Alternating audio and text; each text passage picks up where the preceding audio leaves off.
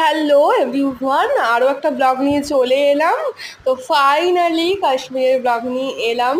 তো তোমরা তো জানো আমরা 23শে এপ্রিল গেছিলাম, আমি আগেই বলে দিয়েছিলাম।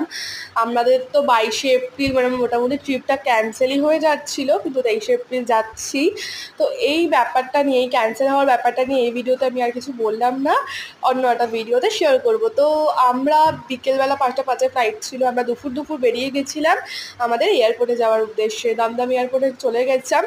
আর আমরা দেখো ফ্লাইটে উঠেও পড়েছি। আমি তো ফার্স্ট টাইম ফ্লাইটে উঠেছি।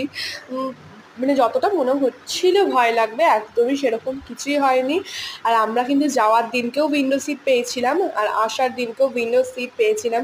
আর এখানেই আমি আমার কিছু কিছু ছবিও তোমাদের সাথে শেয়ার করব। আর এই ভিডিওটা না আমি একদম লেন্দি করতে পারছি না কিছু ইস্যুসের জন্য। তোমার ভিডিওটা আমি hello everyone, welcome back to the my channel. তোমরা সবাই কেমন আছো? আমি খুব ভালো আছি। তো আলটিমেটলি কাশ্মীরের ব্লগ নিয়ে আসতে পারলাম। আর কিছু প্রবলেমের জন্য ব্লগটা এতদিন পোস্ট করতে পারিনি, কিছু ফোনের প্রবলেমের জন্য।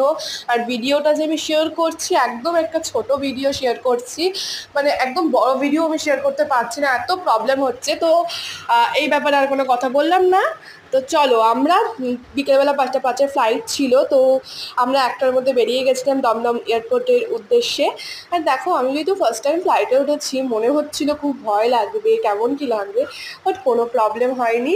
আমরা কিন্তু যাওয়ার দিনকেও উইন্ডো সিট পেয়েছিলাম, আর আসার দিনকেও উইন্ডো সিটই পেয়েছিলাম। মানে ভীষণ ভালো লাগছিল। আর এখানে কিছু কিছু ছবিও তোমাদের সাথে আমি শেয়ার করে নেবো আমার।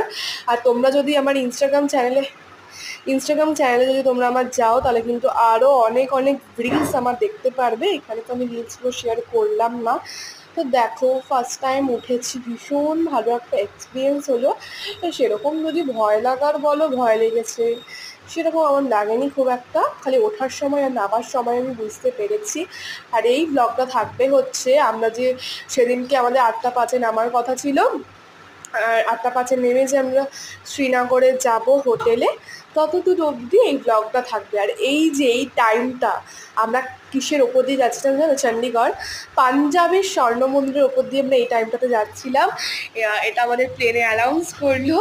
মানে আমি ভাবলাম তোমাদের সাথে শেয়ার করি। আর দেখো, আর আমি দেখলাম কাশ্মীরে না রাত্রিবেলা 8টার সময় সন্ধে হয়, মানে পুরো 8টা অবধি যেমন দিনের আলো, তেমন একদম নর্মাল থাকে।